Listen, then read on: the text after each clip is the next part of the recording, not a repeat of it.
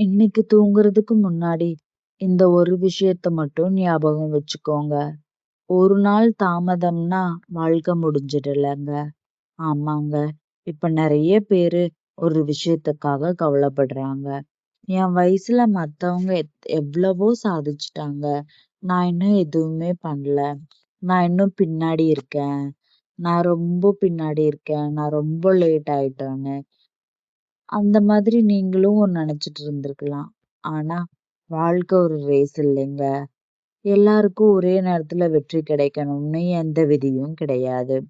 ஒருத்தருக்கு 25 வயசுல கிடைக்கிற வெற்றி இன்னொருத்தருக்கு 35 வயசுல கிடைக்கலாம்.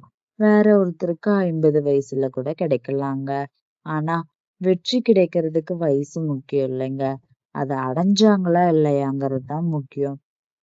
நாம என்ன பண்ண போறோம் தெரியுங்களா?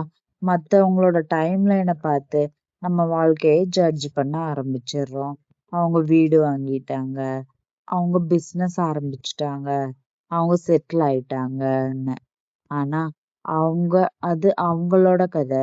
உங்க கதை வேற. உங்களோட பாதை வேற. உங்களோட நேரமும் வேற. ஒரு மரம் ஒரு வருஷத்துல வளரலாம். ஒரு ஆலமரம் வளர பல வருஷம் ஆகலாம். அதனால ஆலமரம் தோல்வியா? இல்லைங்க. அதுக்கு தேவையான நேரம் அவ்வளவுதான். அதே மாதிரி தாங்க நீங்களும். உங்க வாழ்க்கை லேட் ஆகல. உங்க வாழ்க்கை உங்களுக்கான நேரத்துல போயிட்டு இருக்கு.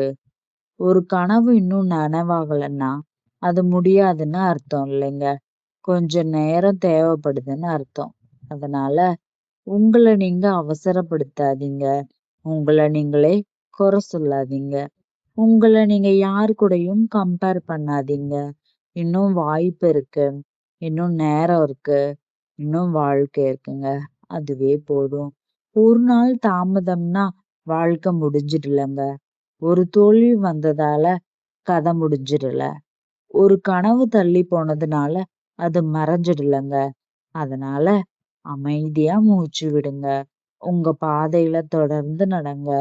உங்களுக்கான நேரம் வந்தா நீங்களே ஆச்சரியப்படுற அளவுக்கு வாழ்க்கை மாறுங்க. இனிய இரவு.